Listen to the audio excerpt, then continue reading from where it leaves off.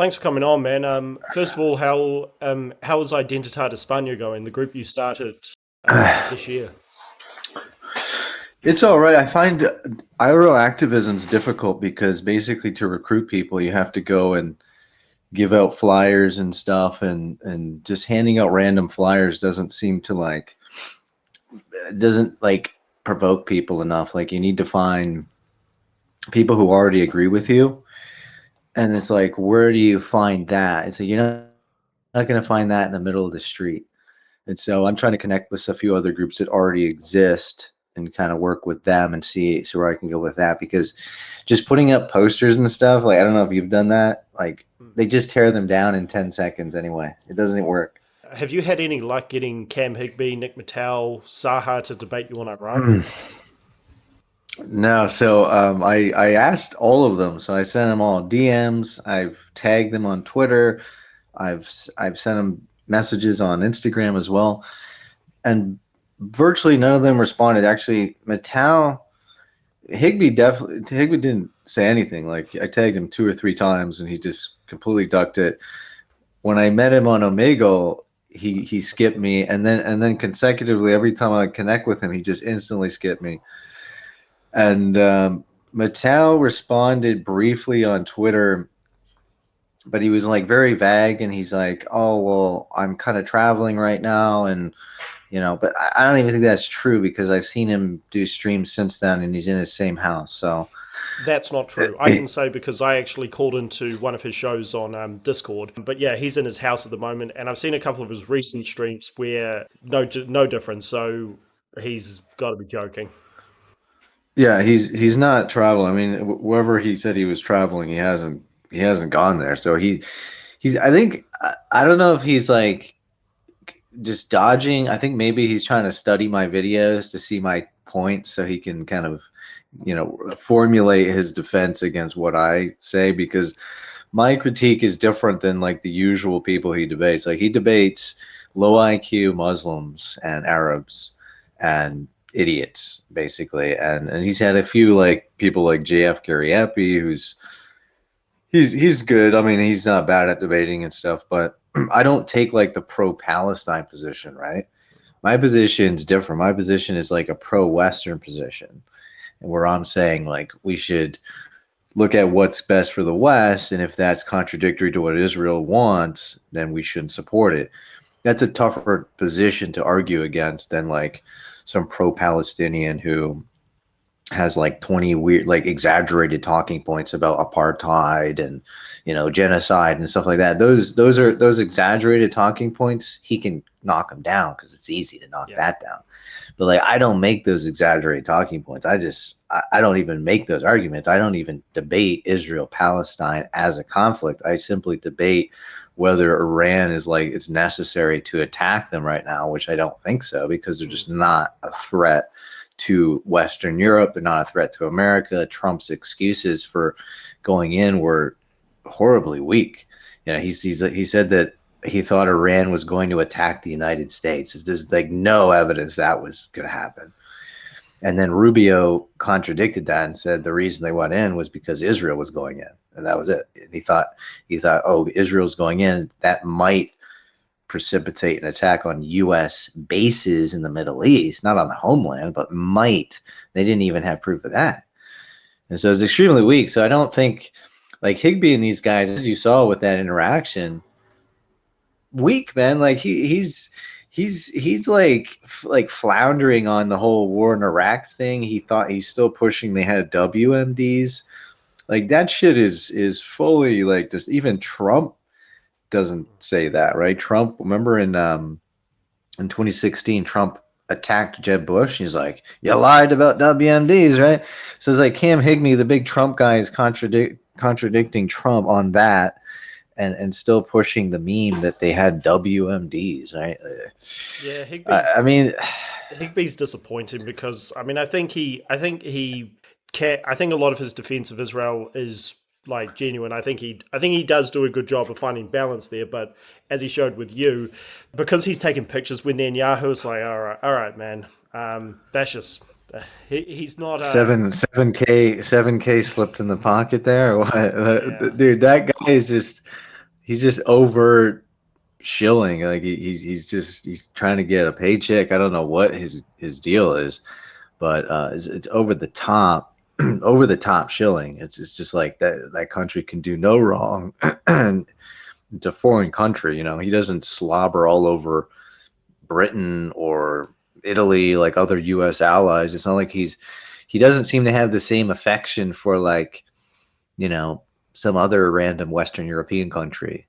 You know what I No, mean? it's Like Britain's a big ally of America, and you have you know, France, Spain. I mean, not Spain, not as much anymore, but he could be slobbering over many different countries, but he seems to only be slobbering over Israel. So it's like, is there a payoff? Is it ideological? Is it both? He's a Christian. Is he Christian Zionist? He pushes that they're the greatest ally in the world. I mean, that's a dubious claim, right? We've seen Netanyahu get in bed with China, get in bed with Russia. Netanyahu disobeyed the U.S. when it come to Ukraine. He ignored a U.S.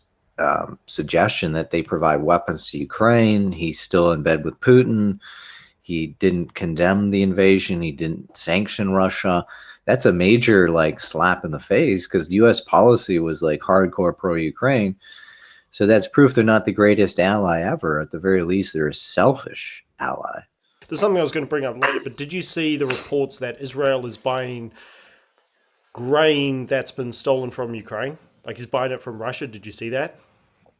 Yeah, someone super chatted that to me the other day. Yeah. And Zelensky went public on Twitter, but yeah, he criticized Israel heavily, and that will be quite interesting moving forward. I've seen more people discussing multipolarity and discussing BRICS and saying, hey guys, out the West sucks, but the multipolar order is not the way to go. James Corbett put out a very detailed video, as he often does on this. Derek Bros mentioned it. And in the mainstream, it's not just Ben Shapiro, I've noticed. Dana Lash has talked about it. I interviewed Ryan Rowe, a national security expert, and he said Glenn Beck's been talking about this for years, and he has. So do you think the multipolar order is getting, more coverage? Because you've been on this from the start. Yeah, I think it's become apparent that that's a thing since the war in Ukraine. China has cozied up to Russia. They're a staunch ally. You've seen even Iran was backing Russia during that conflict, and there's been like a penetration into alt media of that narrative of, you know, we need a multipolar world. That's the old Dugin stuff. And even Tucker Carlson's picked that up. He's been pushing that for a while. He interviewed Dugin. He's been shilling Russia for years, and that's part of that's really just part of the contrarianism of alt media and alt politics is like, we don't like our government, so this other adversarial government must be good. That's the Carlson worldview. It's low IQ. It's absurd, but people like that and Candace Owens and others are promoting that. Like they're acting like these other regimes that are equally bad, if not worse than our own, are our saviors. I just did a stream the other day about how in Russia they're putting hundreds of people in jail. They're fining people for just making social media posts about the war, criticizing Putin in any way. They killed Navalny.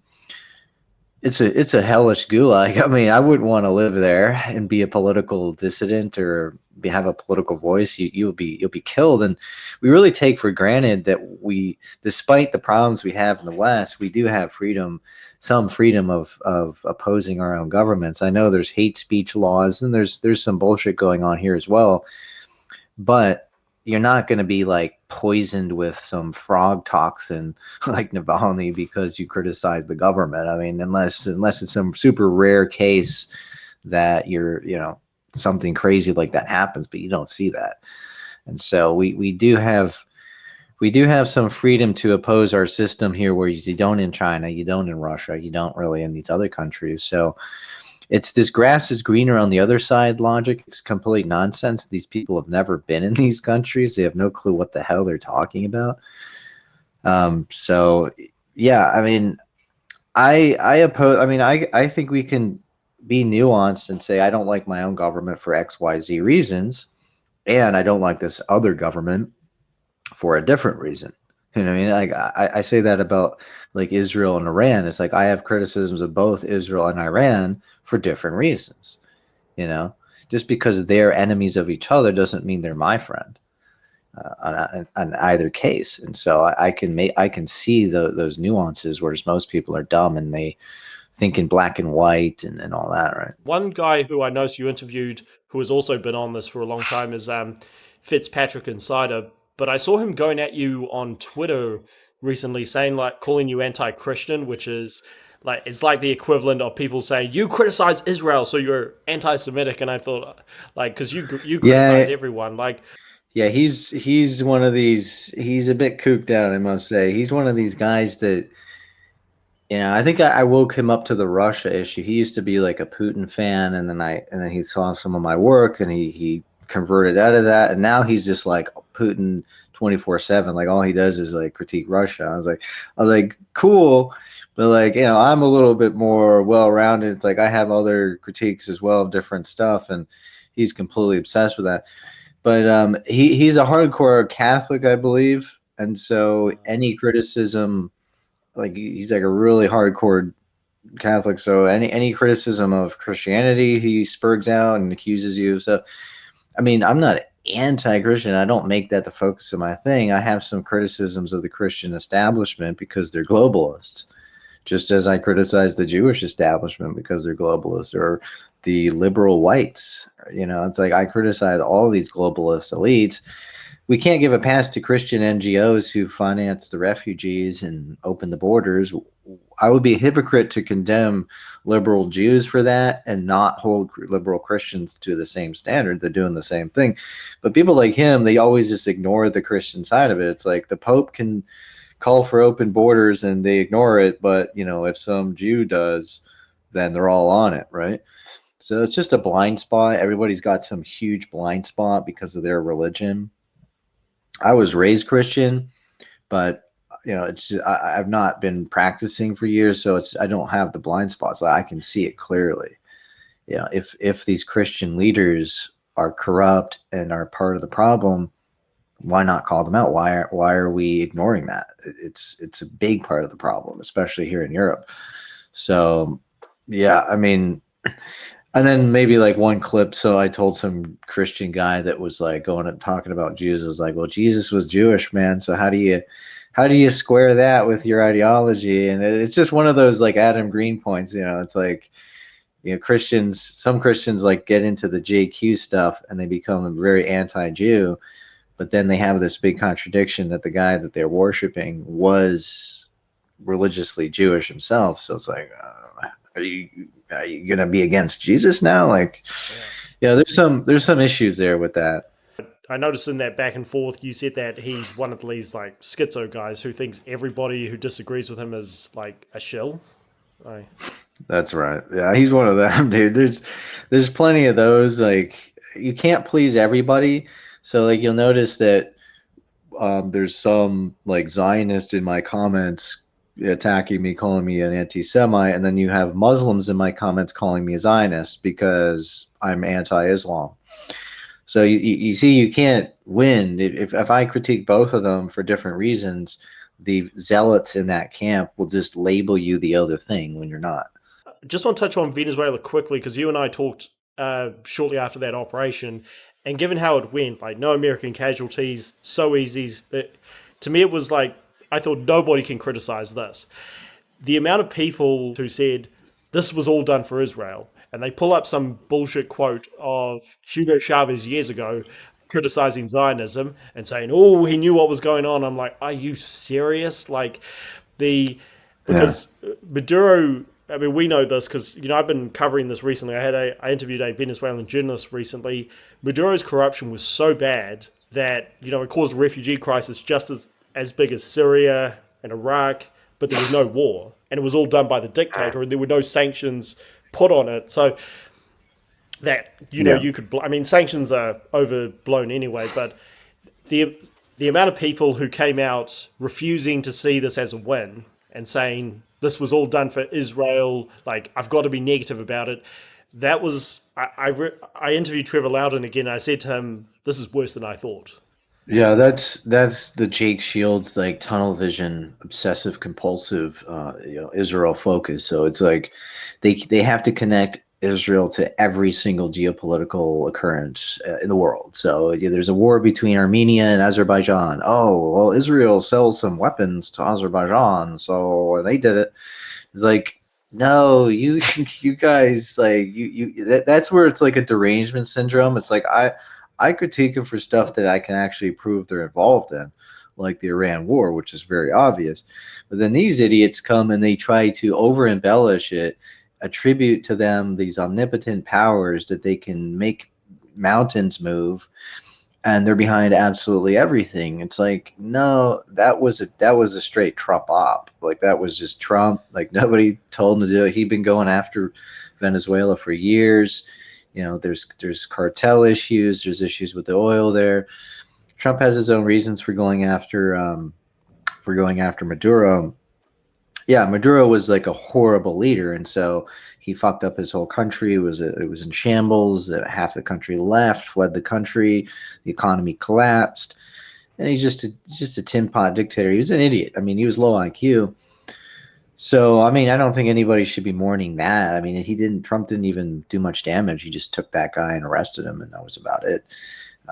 But yeah, the whole like blaming, like it's gotten out of control. You're right. You've seen even like Fuentes push back on this because they're trying to blame Charlie Kirk's assassination on Israel, because he made a couple comments over a period of 10 years, right? He said one time that there's Jewish donors that are bad. Like, dude, like these people, it's like that topic has exploded in popularity. So then these kind of people who lack discernment skills come into it, and they just start embellishing issues and trying to like pull it all back. It's always just like this vortex. You must pull everything back to that, right? And that's the wrong way to see the world. It's more complex than that. It was shortly after I subscribed to your Substack that I got the notification of you debunking the Churchill started World War II meme defending Hitler, Mm. put out by that dumb shit put out by Bilzerian, Myron Gaines. Shields was posting that. I've seen less and less of that meme going around. So do you think it's lost momentum? Because Jeff mentioned how many subscribers you lost when you went at that cult, and you told me last time we spoke. And I've seen the comments, and I'm like, wow, these people are crazy. And now that again that's become popular thanks to degenerates like Gaines and Bilzerian and Jake Shields, Uh, do you think it might have peaked and that meme has lost its momentum a bit? were you looking at some of the old Odyssey videos and Rumble videos, or? Yeah, yeah, like the Mm. one where you debated that guy and said Hitler was basically a crypto Bolshevik, and the other guy was defending him, and a couple of things we'll get into. A lot of Mm. the people in the comments were calling you a well, I saw the comments. Yeah, yeah. Yeah, yeah. I mean, that topic provokes some real consternation when you go at it, when you debunk the memes, because that topic, like a lot of the topics, is full of disinformation. And these idiots think because the mainstream media is so anti-Hitler that he must be perfect, he must be a saint, he's the opposite of what they say. And like everything, not true. It's the truth is somewhere in the middle. The truth is nuanced. Even if he did some things right, and I'll grant that. Like in the early years of his regime, let's say he did some things right. He fixed up the degeneracy in the country. Brought back national pride and stuff. But he took that and he ruined it because he turned it into an imperialist, homicidal war of aggression against other Europeans who he disliked for cultural reasons and wanted their land and wanted their space. And that's what he said. And that's what he wrote in Mein Kampf. And it's like, I just couldn't go along with these mythologies and these lies that, he didn't do nothing. That's their narrative. It's like the mainstream narrative is that he's demonic. And then the Hitler rehabilitationists say he's a saint and did nothing wrong. and every policy he undertook was fantastic and great. No, it was bad for Europe. It might have been good for him personally and his power. It was bad for Europe, and it was bad for Germany. At the end of the day, he brought the whole country down with him. So I just corrected the record on that, right? I was just like, there's some lies here. These guys are exaggerating this. There's an issue here, this whole miracle meme stuff. No, they were in large scale debt by 1938. They were overspending on the military, and then they said we're going to solve that issue by conquest, by taking resources from Poland, taking resources from Russia. We'll pay down our debt that way. They did that. They looted these countries. They took their gold. And these guys lie about it.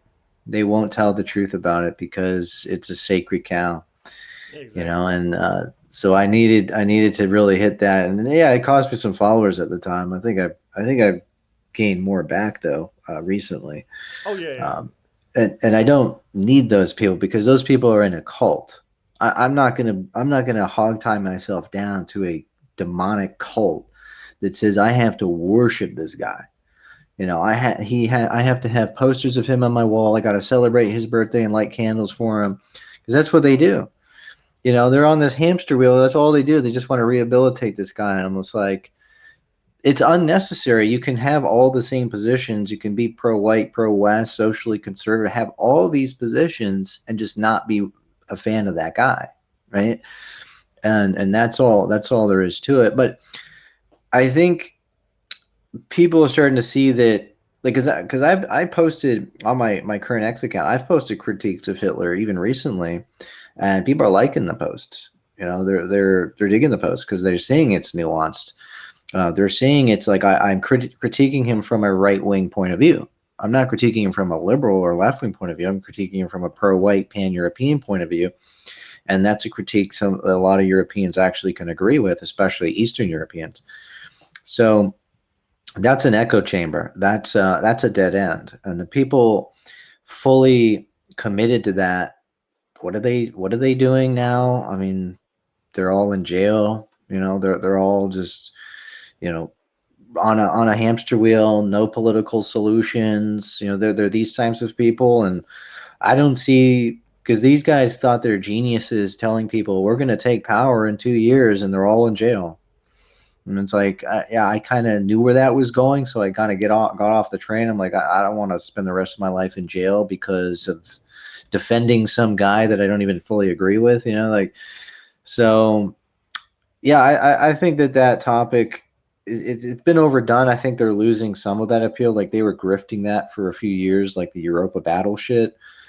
Like, when that stuff came out, people rode that wave. There's a couple idiots still riding that wave, like Gypsy Crusader. He's still milking that meme and that trend. So it's gained popularity, but it's just not. It's not fundamental. I don't think it's necessary to be right wing. You don't have to take that up. I mean, that's, in my view, that's not even really right wing because it's highly left wing on economic stuff in particular. So, but yeah, I wouldn't. I think I've done a lot of work on that. It's like I've kind of said my piece. I debunked the memes on that, and that work is there. I don't really need to say that much more about it. If people ask me about it, I'm happy to kind of reiterate my points on it.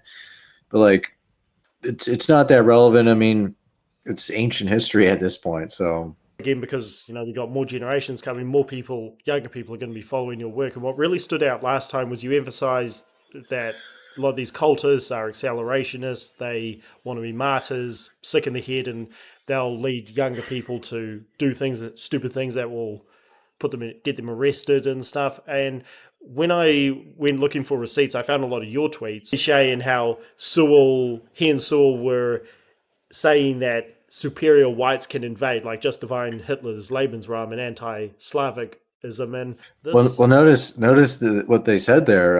In that clip, they pretty much just came right out and said it's good when Germans invade other whites, and I didn't realize, like, when I used to kind of flow around those circles before, I didn't realize that they believed that.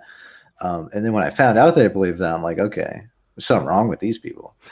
Like they're they are portraying themselves and cloaking themselves in pro-whiteness. But their pro-whiteness ends where Hitler's foreign policy begins, just as the pro-whiteness of a lot of these people ends where Putin's foreign policy begins. And then it just evaporates, and all of a sudden they're preaching like homicidal Nordicism, and it's like Slavs are inferior and they deserve to be wiped out. It's like, yeah, these people are frauds. Like, they're ideological, intellectual frauds. They're not pro-white. They're simply like these weird Germanic sectarians. It's Germans first. It's Germans can do no wrong. Germans can conquer and invade other whites. If it's good for Germans, it's good. No, I'm sorry, man. If it's good for Germans, it's probably bad for some other group of Europeans, and it was. And it was ultimately bad for Germans. And so that's not pro-white. I'm not going to defend that. So those guys just like, totally masked off in that clip. There's another clip where some guy asked him, how many white people did Hitler kill? And he was bumbling around, and he was like, oh, well, he defended the Reich. And he killed millions of white people, not defending the Reich, expanding the Reich. Let's get it clear, big guy. Let's get it clear. Defending the Reich would be being invaded and defending yourself. That's the opposite of what he did. He invaded and expanded. And so that's not defending the Reich. And then he would use this vague rhetoric like he was fighting for white living space. Let's think about that. He's fighting for white living space. Why is he attacking other whites and pushing them out and killing them? It's not white living space. It's German living space. So you see how they play with words and definitions. Suddenly it's just white. No, then it's German, right? So they're trying to trick an audience, I think, by taking on a pro-white stance in a general sense, but then when it comes to internal conflicts between Europeans, suddenly they pick favorites and they're for Germans instead of Slavs, even when Slavs were the victims. So that proved to me that, yeah, they have a hierarchy of whites. They want Germans and Northwest Euros on top, and that's bad. I mean, that's just not pro-white, and so I think they deserve that critique. Yeah, I lost followers who were low IQ and culty, and they didn't want to hear what I was saying. But I think I'm vindicated on that. I think my logic is sound, and numerous other people like Keith Woods actually came to agree with me, even though they weren't saying it before. Thanks to idiots like Shields, Ken O'Keefe, Bilzerian, etc., it's gained traction. That's why I wanted to focus on it, because what you mentioned about how they're accelerationists, one key thing I saw in one of your tweets, you said these people will recruit younger people, younger whites, and then they'll turn on them in a second, like Hitler turned on Stalin and all these, and kept breaking peace treaties and stuff. So really, these cultist sycophants they're just no better than the tyrants we've had in the past. Hitler, Mao, Stalin, the Imperial Japanese. It was basically like a phase where I was revising it, and I was kind of investigating some of their memes and their claims, and they like to pull out a lot of BS about the period to justify it. But like even the Stalin question, they will try to justify the invasion of Russia, saying, well, Stalin, communism is quote unquote Jewish, and so you get to destroy Russia because it's quote unquote Jewish. But that's not true, because Stalin purged numerous Jews out of his government in the 30s. Like Trotsky got a nice pick in his head, right? So tell me he was like loyal to them or working for them. Why is he ice picking them? Yagoda was purged. All the main ones, Zinoviev, Kamenev, these guys were all purged out of the Stalin regime, and then Stalin made a deal with Hitler. Explain that one to me. He's run by Jews, but he purges a bunch of them, and then he makes a deal with Hitler, which Jews did not like. So it's like that is completely contradictory to the claim that Stalin was run by them. Even if he was, it doesn't justify invading a whole country, but it's not true anyway. And Hitler didn't even believe that was true.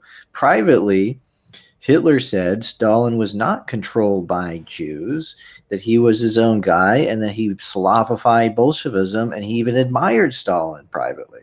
Privately, he liked Stalin. He saw Stalin as a strong, fierce leader like himself, and he would praise Stalin privately. So the public versus private statements were different from Hitler. Like publicly, he put out the propaganda saying, Judeo-Bolshevism, blah blah blah, but then privately he's like, yo, Stalin's a tough guy, and he purged them, and so on. So a lot of the stuff is just meme talk, and they're just repeating official German propaganda as fact. Like that preemptive strike nonsense. That's completely fake. They had no evidence that the Soviets were going to attack them anytime soon, and they knew the Soviets were weak. In fact, all the propaganda from Goebbels in his diaries, he's saying the Russians are weak; they're not going to attack us. It's the opposite of what.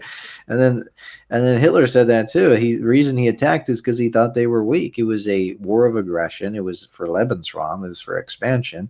They wanted the resources of Russia, the oil, the gas, the natural resources. They viewed Ukraine as a granary. It's the most fertile soil. They wanted the food resources. They wanted extra space to move in settlers. All of it fit Hitler's vision of Lebensraum. Like that, it fits like a glove.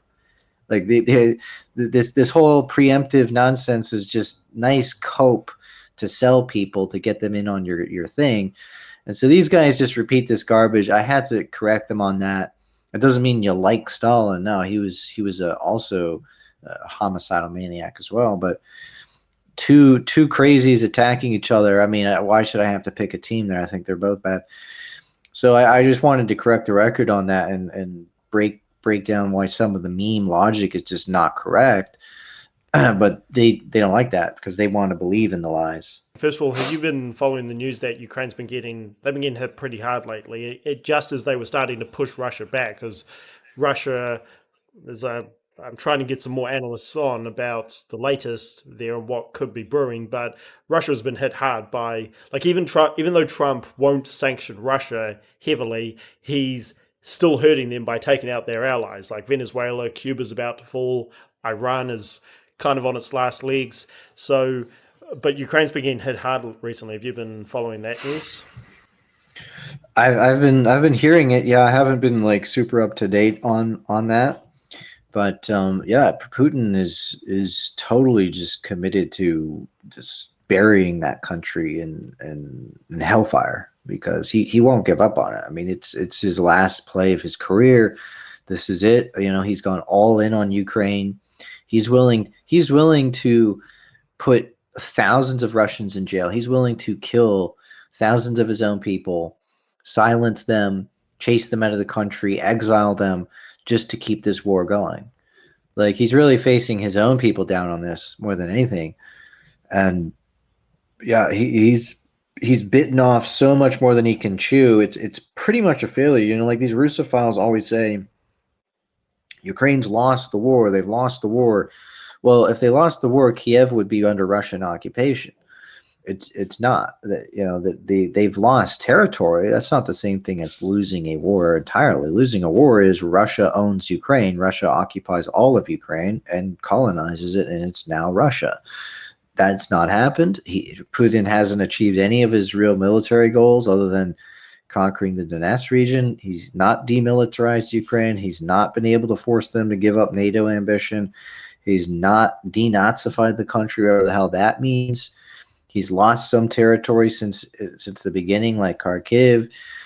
So he has managed just to carve out a chunk of territory in the east, which they pretty much already had under their control via the rebels since 2014, although they did expand to some other places. And it's a dirty, bloody, evil mess. Putin's exacerbating the war. Now, Zelensky, I don't like the guy. I mean, people always say that, oh, you must love this guy. You're his biggest fan, right? I mean, do you see any posters of this guy on my wall? I'm not worshiping this guy. I think he's a bad politician, honestly. Like, he's There's been corruption scandals in the Ukraine government since there, which makes them look really bad. I mean, it's horrible PR that, they're asking for money from Western governments, and then there's like this huge corruption scandal where his second in command isn't implicated. I mean, it's terrible, right? Oh yeah, So it's like, that was terrible. I covered that at the time, and yeah, I don't know if Zelensky was a part of that because, we'll finish up. But yeah, I keep saying to everybody, it's Slav Ukraini, not Slava Zelensky. Like it's not difficult to know that. yeah, you could support their self-defense without thinking their like leaders are perfect or their government's perfect. There's no such thing as a perfect government, so why would that be the case? Like Americans, it would be like let's say Mexico invaded the United States. I think patriotic Americans would fight against that even if they don't like their government. So like there's a difference between being a patriot and being like some government worshiper who just blindly follows the regime. And there's a difference between invading another country and opposing that and someone invading you and you defending yourself. So like you opposing a foreign war where you're occupying another country is not being against patriotism, because it's not a necessary war. It's a war of choice. Whereas when your country is occupied, you're defending yourself and trying to save your country. So same with Ukraine. I mean, Ukrainians aren't necessarily fighting for Zelensky. He's a temporary politician. He can be voted out in an election, and he probably will be if they have one. So that's not really the issue. The issue is not one guy, but people are stupid and they always conflate people with government. They conflate a president with an entire nation. So you have these dolts actually calling Ukraine Jew-crane because Zelensky is Jewish and he's the president. And if you go look up like the top officials in Ukraine and his cabinet, how many of them are Jewish? It's like 3%. Like it's him and like a couple other guys. So it's like that doesn't make a whole country that religion because of one guy. So yeah, I think Zelensky's a bit clownish. He had no experience before he got in. He was a comedian and actor, and now he's kind of bumbling around. I don't really know what his worldview is, other than he just says Slav Ukraini sometimes. But that's about it. He's very centrist on most issues, right? If Zelensky had taken the helicopter ride out of the country would have had no leader and it probably would have fallen. So I think it is safe to say he probably saved the country by doing that. But you can say you can be a hero in that sense, save the country and still be corrupt. I do feel, given the amount of money, I'm not an economist, I'm not a military expert, but given the amount of money the Ukraine has received, I do think that scandal is pretty unforgivable now.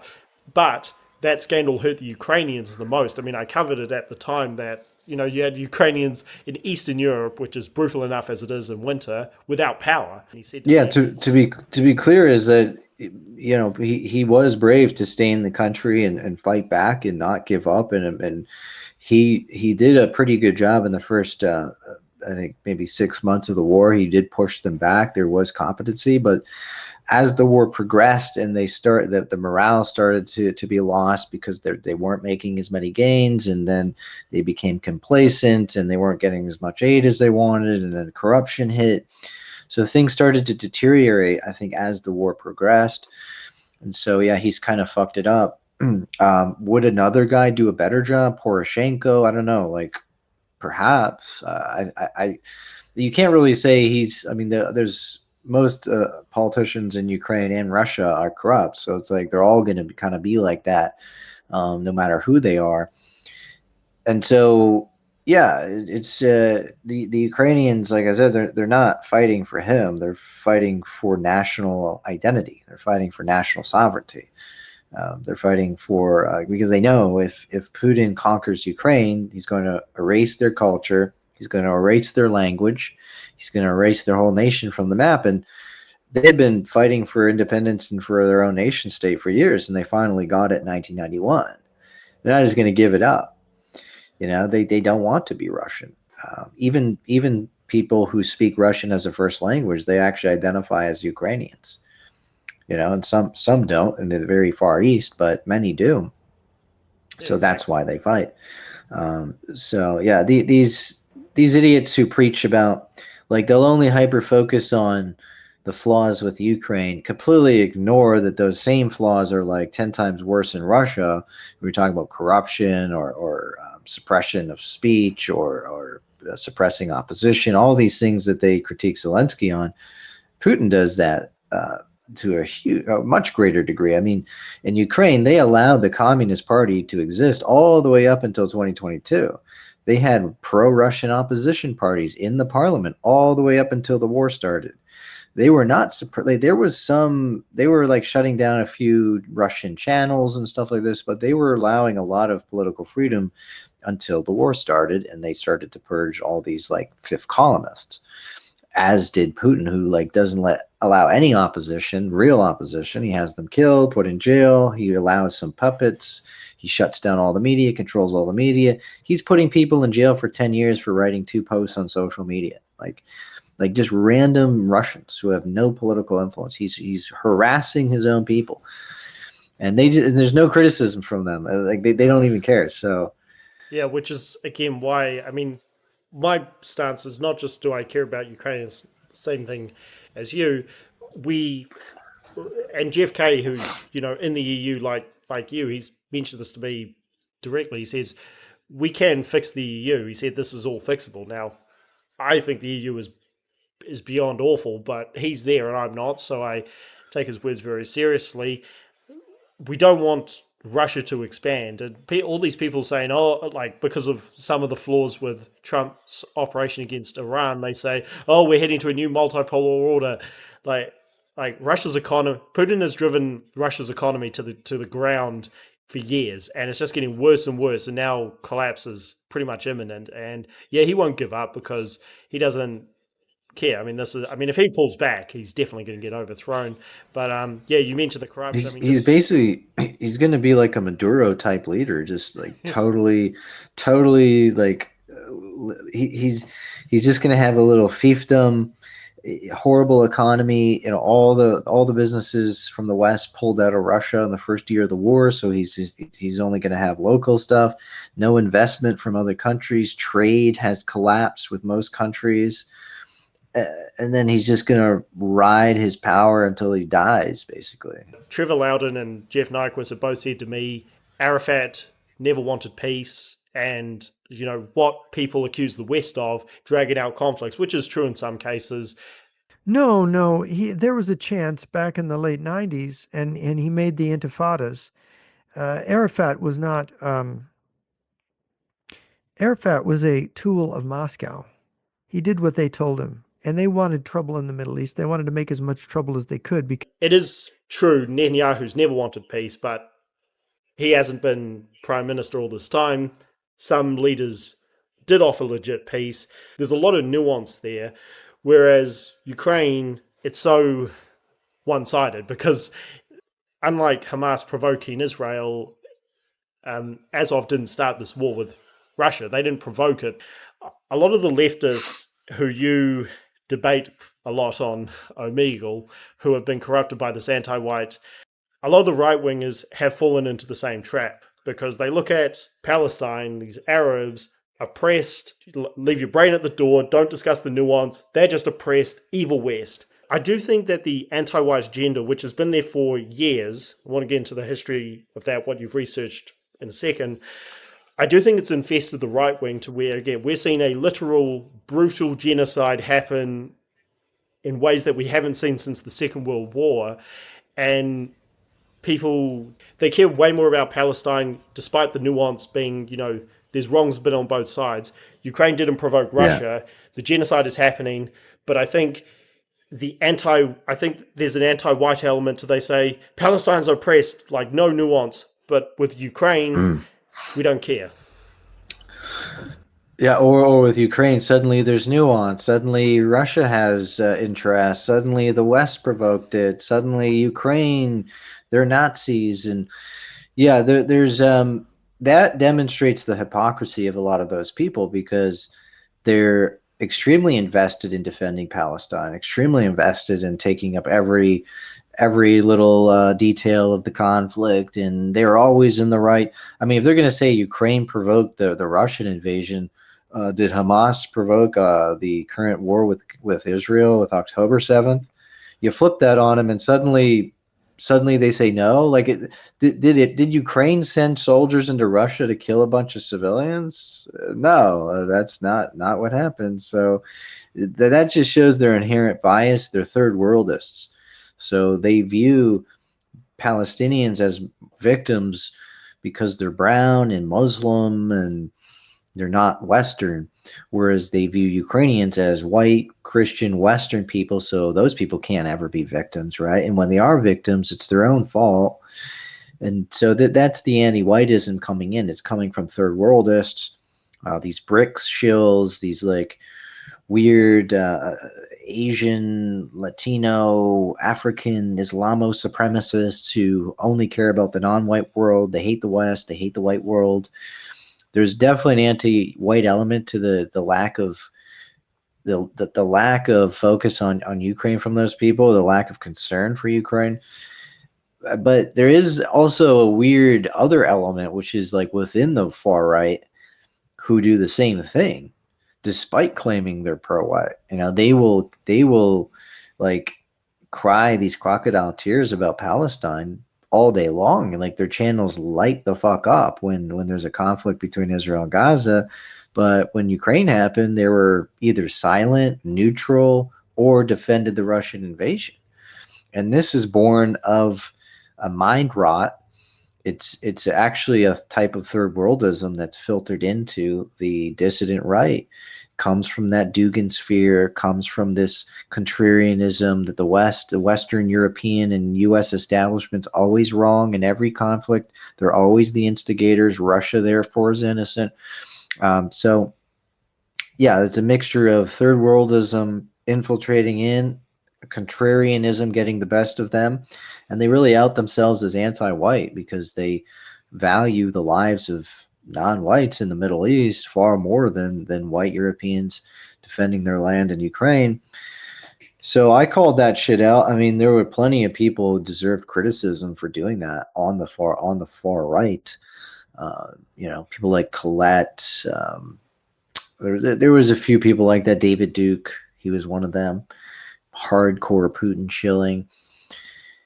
And yeah, I think that's what I say. It's like Israel-Palestine, it's an old conflict, tit for tat, violence, back and forth since the 30s. It's not a conflict I really have an interest in solving.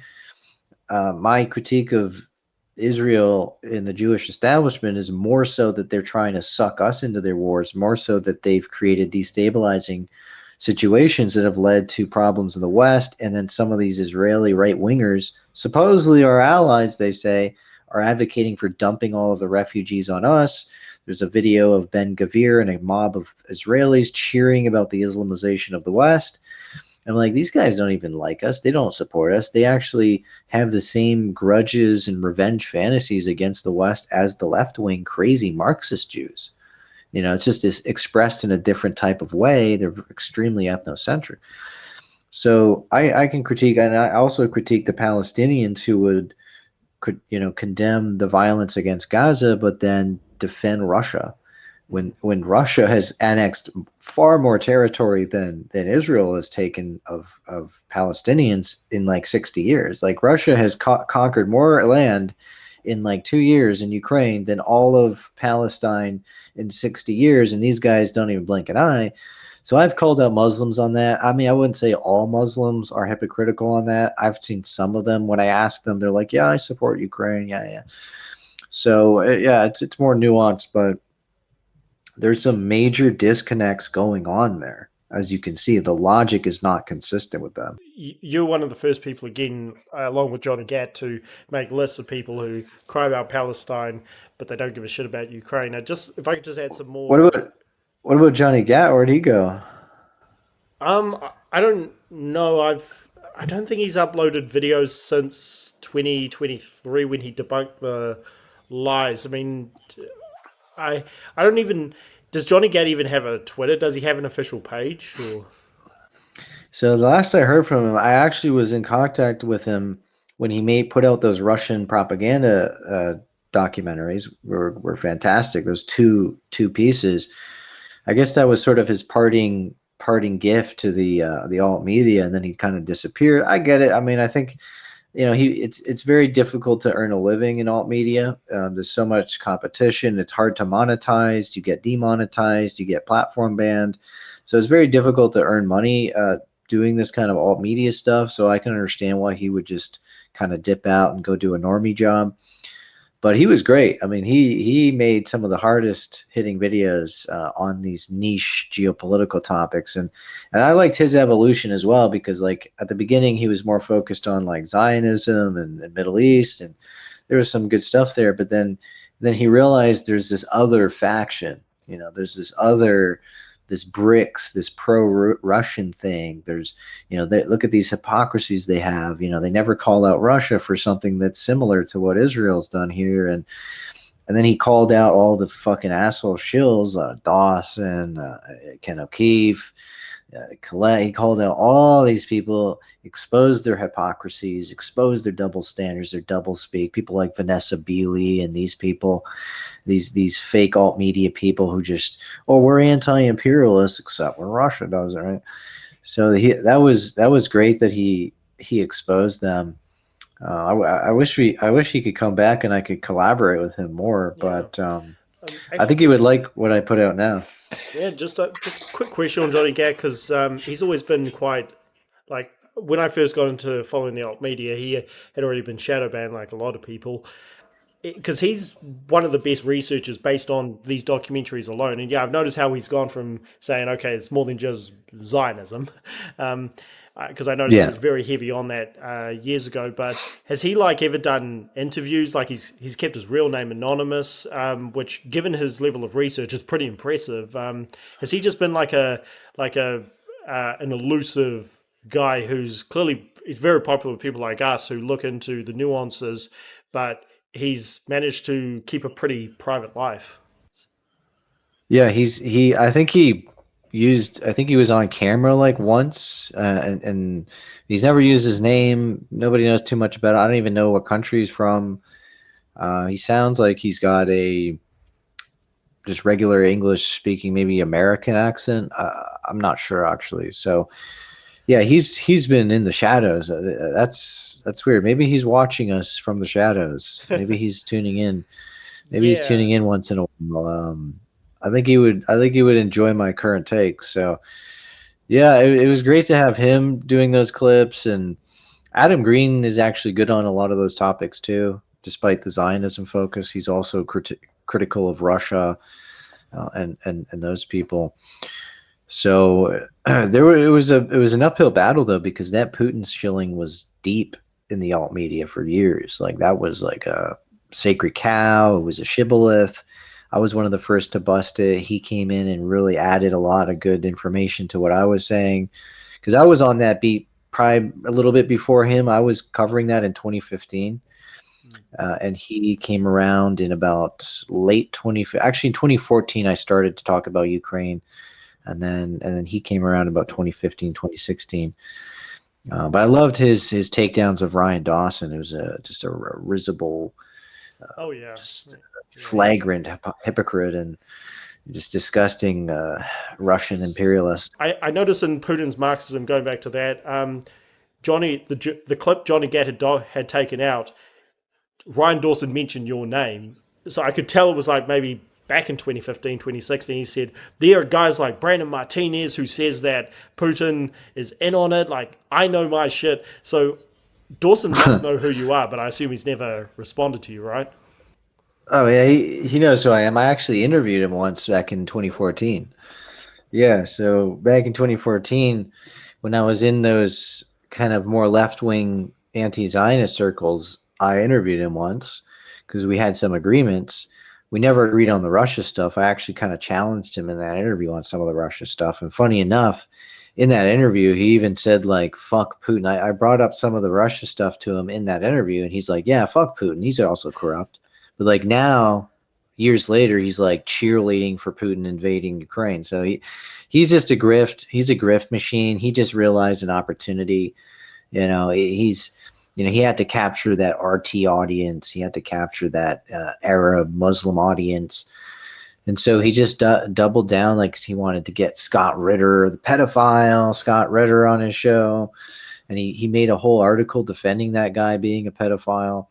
It's just grift. I mean, if you're making your living from alt media, these guys just find these angles to pick up that are not consistent, and they're like dubious positions just so they can make profit off of it, get donors, right? He was hoping to draw in some big sharks from Russia, some big whales, some big crypto whales from Russia to donate to his podcast or something, right? So that's another issue. If you're like on a shoestring budget alt media, you get corrupted by the money because you're reliant upon donors. And if your donors want you to say a certain thing, fuck, if you don't say that thing, or you contradict that thing, or if you have a change of opinion, those donos go away, right? Similar with that Hitler thing, right?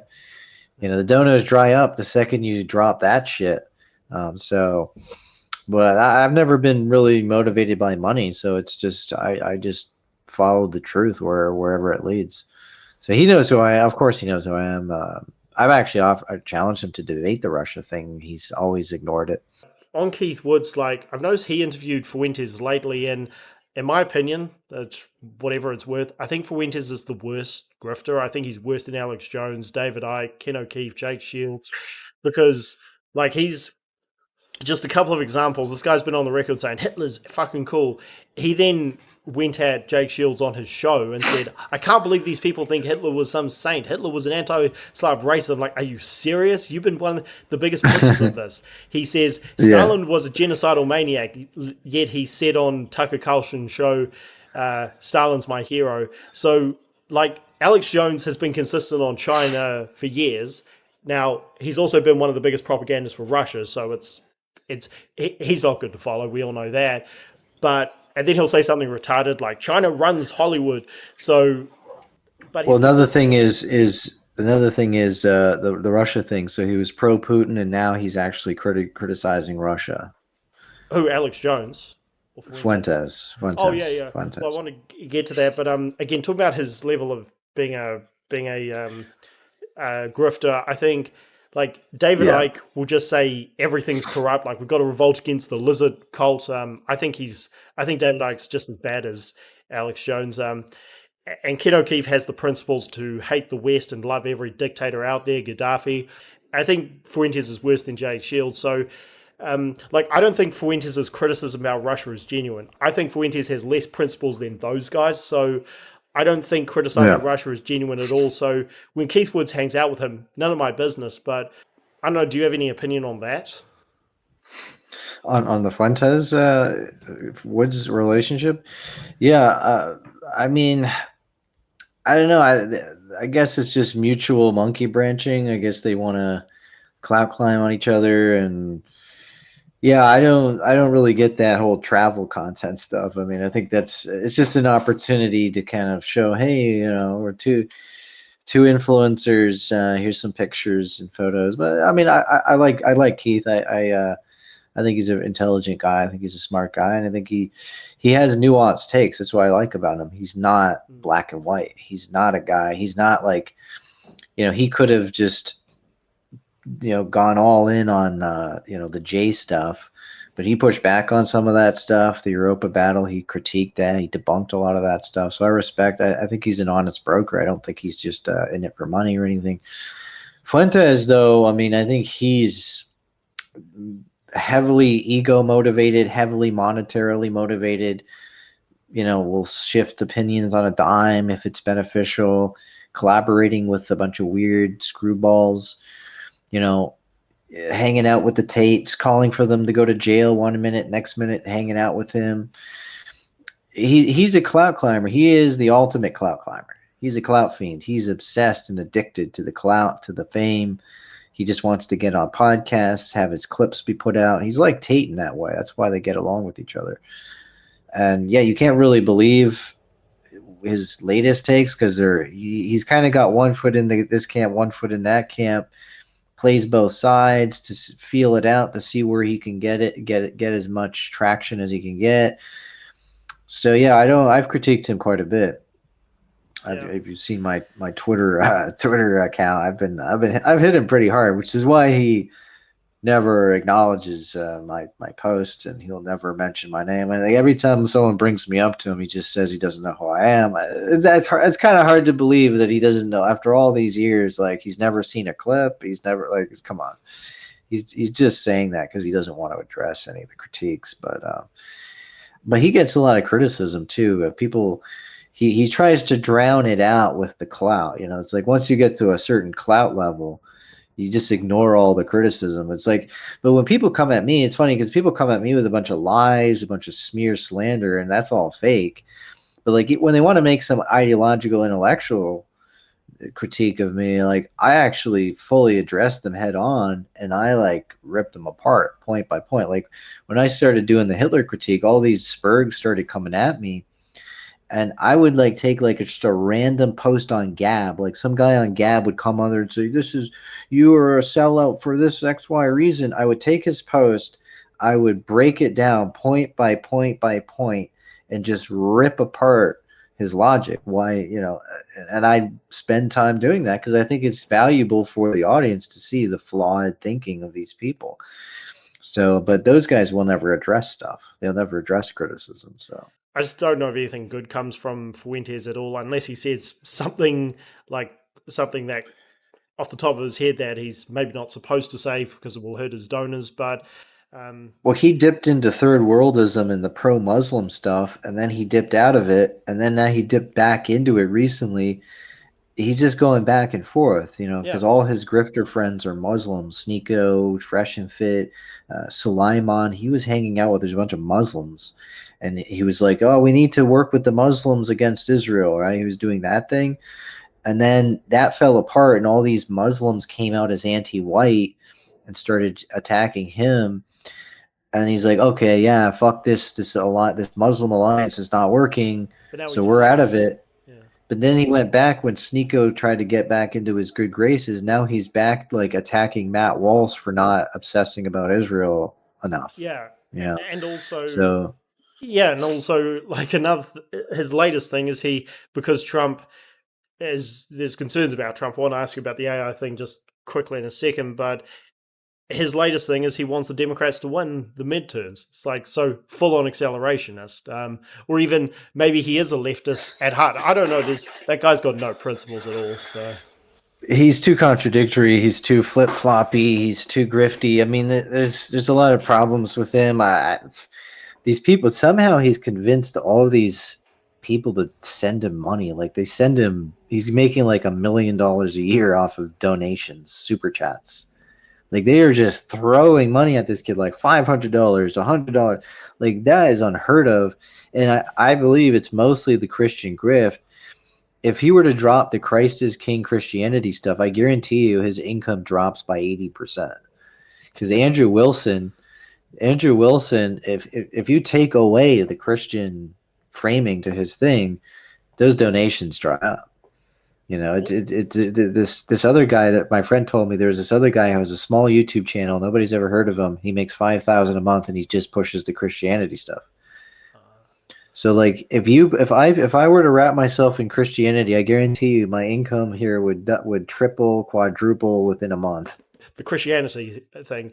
I've got articles on screen right now for people to see. We're debunking the GDL memes, the history of Jimmy Carter, Christian support for mass migration. You refer to JFK, LBJ, and also Justin Trudeau. After you had Jason Cohn on, and he mentioned a lot like how quickly Colette turned against him for stupid reasons and all that. And you both mentioned Tree of Logic's debate with David Duke back in 2019. And I saw that debate and I realized just how Duke is just years ago, not now, because I didn't follow Duke back then because he was shadow banned. He's just turned into a whiny SJW libtard when she started debunking his obsessions. So the Christianity thing, because you've been covering it for so long, do you think more, because you've been on it for years, do you think more people are waking up to it?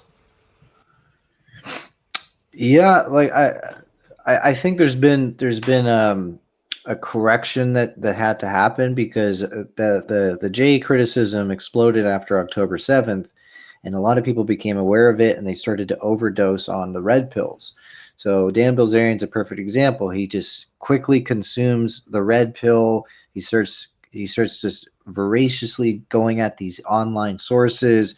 He starts repeating memes. He's not fact checking the memes. He looks kind of stupid on some interviews, and he just goes overboard and starts to embellish the issue.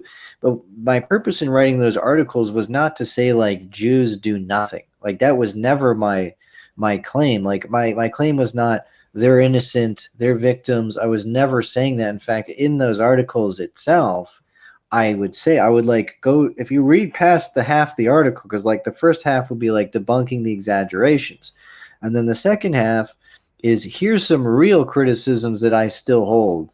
Right? Here's like the ADL, the Jewish establishment in America. They seem to be anti-white, hostile to white nationalism or white identitarianism. Yet they're crazy Zionists, and this is a flagrant hypocrisy. I said that's a valid critique. I said, you know, some of them put Israel first before the country they're living in. That's a valid critique. The Israeli lobby does have power. It's not all powerful. They do push wars in Israel's interest. I still have that critique, and numerous other ones. One of them is the victim narrative that they push, which creates paranoia among Jews, which leads them to the far left. And that's why they're overrepresented on the far left. That's why they're overrepresented in Marxism. They weren't the entirety of Marxism. So like these lower IQ people, less analytical people take that and they act like I'm defending them, right? They would misrepresent me, right? They say, you love them, you're defending them. No, I'm correcting false information. I'm bringing us back to reality. I'm saying you're actually defending the people who are also doing bad things just because they're not Jewish. I'm like, so you don't have a consistent moral standard here. You're condemning Jewish liberals and leftists for, like, for example, supporting refugees and pushing for liberal immigration. And I was like, we agree with that critique, but then here's these Christian liberals, NGOs leading that fight as well, all across Europe, especially in Spain and other countries. And you guys are ignoring it. You're not holding them to the same standard. And that's all I was saying. And like, let's hold all the liberals to the same standard, whether they're Christian, Jewish, white, atheist, black. I mean, there's plenty of black liberals. There's plenty of, you know, the list goes on. So that was really the only purpose of those articles. But they would lie and twist my words and pretend like I'm not critical at all of that group because I was just kind of focused in that time period on corrections because I was seeing a lot of disinfo. I was like, okay, let me investigate this one. Here's the pornography issue. You know, Jews are overrepresented in American pornography, but then I was like, okay, that's probably true. That is true, but then you have people like Hugh Hefner, Larry Flint, Bob Guccione. They founded those 3 early nude magazines. There's plenty of non-Jews doing porn in Japan. Japan has tons of porn and no Jews. So I was like, is it only them? And then I'm like, well, in Israel they have porn as well. So like, what's the claim? You know, why are they pushing porn in Israel if it's just like an attempt to fuck with us?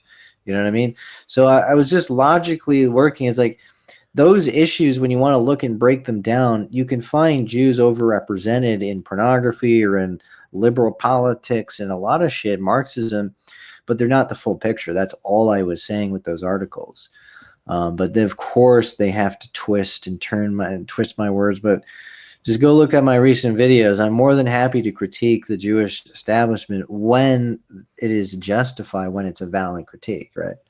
Again, you've been pulling up on a lot of Zionists and saying, look, admit you're happy to use the US and use the West and all of that. And I've seen people in the comments say, oh, Brandon, now you're covering it. You stop shilling for them. So, yeah, if they had actually read those articles I wrote, I said that in one of the articles. I talked about the Iraq War. I said, like, most of the neoconservatives were Zionists in that debunking article, but they don't read it. There's the thing. They only read a headline or like the first paragraph, and then they make assumptions about what I'm saying. Comment on some of the stuff you pull up about some of the Zionists. You pointed out that Stephen Miller, who's really good, who's actually critiqued the anti-white agenda, similar to Dennis Prager. He's a pro-Israel Zionist, but when he was working before his accident, he was regularly calling out the I'm pretty sure he used the term anti-white, so give them credit there. But you pulled up Stephen Miller defending the ADL and how the ADL's hypocrisy. So, Well, no, he didn't defend the ADL. So he critiqued the ADL, but he said that they're not Jewish, they're just leftists. oh, okay. So it was like this kind of nuanced inter-Jewish critique where he's like, the ADL are not a Jewish organization, they're just leftists pretending to be Jewish. And I was like, okay, glad he's condemning the ADL because he did say they're a bad far left organization. He says they're horrible, but he was not willing to say they are a Jewish organization, and they are. Like, what's his name? Greenblatt's on record saying he's a Zionist Jew. He's an unapologetic Zionist Jew, and he's a leftist. How can you be a Zionist and a leftist? I mean, Zionism is right wing. So it's an internal contradiction, and I call them out all the time on that in those debates, right? I'm like, sorry, if you want right-wing Zionism for Israel, you're going to have to either accept white nationalism, every other type of nationalism for every other group, or you're a flagrant fucking hypocrite. And that's one of the actual real critiques that's valid of the Jewish establishment. But the schizos don't care that they just, dude, they're just looking for a way to attack you. Like they just don't want to view really listen to what you're saying. They just want to cherry pick out what they want. Yeah, and somebody like Ben Shapiro, he's good on Ukraine and foreign policy. Well, too much of a hawk. Like, again, he justifies the Iraq War still, but Ben Shapiro doesn't really care about mass migration. The only reason he cares now mostly is because Marco Rubio, who's a good friend of his, is in Trump's cabinet, and so is Stephen Miller, and Trump's very hard on immigration. So, but Shapiro will go back to not caring when somebody like Biden's in power. Well, he cares that now that the Muslims are coming in and they're anti-Israel. Like that seems to be the main thing. So he sees that Muslim immigration is bad for Jews because it's leading to more pro-Palestine sentiment and maybe more Ilhan Omar type of people getting in who are against Israel. So he's always looking at. That's my critique of a lot of Jews, is that they always look at everything through their Jewish tribal lens. They're not looking at it through an American lens, a European lens, a Western lens. It's always just like Jewish lens. And it's like, are you American? Because you wrap yourself up in Americanism and the American flag, and you say you're a super patriot, yet you didn't care about mass immigration until the people coming in hate Israel. Like, why is Mexicans don't hate Israel, but why is that good to have millions of them flood in, but not have Muslims? So that tribalism is there. That's a valid critique. I think Loomer has that as well. You see Loomer, she's like this like flagrant like homicidal, interventionist for the Middle East, but then she's like dismissing Ukraine, mocking them, like who cares about Ukraine? They're corrupt. She's, not supporting Russia's invasion, but more or less rubber stamping it. But then at the same time, all in for the Iran war, calling for like dropping nuclear weapons on Iran. The bloodthirstiness, this was what shocked me when I was speaking to these Israelis. Like, the bloodthirstiness about Iran is off the charts, dude. Like, they're so gung-ho to just wipe them out, destroy Iran, IRGC, Iran, Hezbollah. Like, they're transfixed, they're brainwashed, all of them. And I just bring up one point: there's 10,000 Jews in Iran. Tell me they want to wipe you all out. I mean, when I was on Nick Mattel's show, which is one of the things, like, if Cam Higby agrees to debate you, or Nick, I don't know how they'll defend this. Israel said openly they won't send any troops to Iran. I'm like, are you serious? Like, come on. Like, it's and they can't defend that. But yeah, it's send the American troops out. There it is. Like, when I had Jeff Kay on the other week, we covered how the person who's disrupted the EU the most and made it left-wing, extreme left-wing on climate, mass migration, and has wrecked it for the future to where it's pretty in a desperate state now is Angela Merkel. And Merkel did it more for Russia than she did for Israel. So again, I know you've debunked this before, and David Duke will never do that, but it's actually all out there in the open. So, and people like Starmer and Macron, they're the worst of the worst. But I said And to she's a him, Christian. She's a Christian, by the way. Her father was a pastor. but yeah, so Starmer and Macron, they've openly gone against Israel now, and I'm like, well, I'm not surprised. They brought an entire Muslim population who they simp for, they're cucked for, and they've got to please them. So I'm like, of course they're going to be anti-Israel. So, and Israel took a bit of a hit, in my opinion, with Viktor Orban losing, and Peter Magyar. He's good on immigration. He's saying we're going to be hard stance on this. We're not going to welcome in the woke EU agenda, but he's also pretty anti-Netanyahu. So that will be interesting, because I've noticed there were so many Christians like Fitzpatrick, who I thought was a really high IQ guy. I try to promote your work and say, look, there's Christian problems. Don't ignore the left wing J problem, but also don't turn against right wing Jews like, again, Stephen Miller, Dennis Prager, the Yemeni. They're anti-immigration like us. Anything else you want to say on that? Yeah, I just reiterate, like, I think it's a topic that needs more nuance than what people give it. You know, the Bilzerian types just want to find that group behind everything. But my thing is, find them where they are behind it. You know, I would argue that things like the war in Iraq, the second war in Iraq, the war in Iran, the war in Libya, I think that has a strong Israeli input behind those three wars, because it's directly linked to Israeli security agenda and so on. But then there's wars that have nothing to do with Israel, like the war in Ukraine, the Maduro operation, war in Azerbaijan and Armenia, wars in Africa. A lot of these conflicts in Sudan, for example, a lot of those conflicts have absolutely nothing to do with Israel. So let's not develop this monomaniacal obsession, because you start to lose focus. You start to lose sight of the fact that the world is massive. There's a lot of different conflicts, and there's a lot of different people.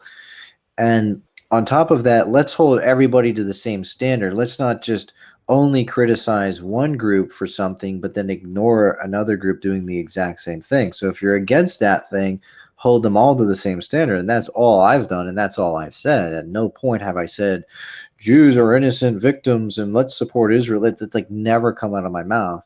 So they're just lying if they're saying that. So, you know, I go pretty hard on them, and like when I need to be, I go pretty hard on them. So for them to lie about my position on that is totally dishonest crap. I've noticed other races have it too. Like Avi Yemeni, he's been to Israel. He interviewed families who lost loved ones on October 7th, and it's actually come out of their mouths. They were almost like defending Hamas. They were more critical of Netanyahu. Hamas wants to end the war, and the hostages are there. It doesn't help them to keep the hostages back in Gaza. I've seen anti-Zionist Jews. They're pretty anti-Israel as well. Like, they don't like Israel. They don't like America either. Like, if these people had power, then Israel could look like France. Also, South Korea, I've noticed they've got a problem with their population. They're in a bit of a crisis. And Japan, they're also facing a demographic crisis. So, again, we're focused on the anti-white agenda, but the self-hatred of your own identity and your own people, I think that's actually a bit of a global problem. Like, do you have any thoughts on that?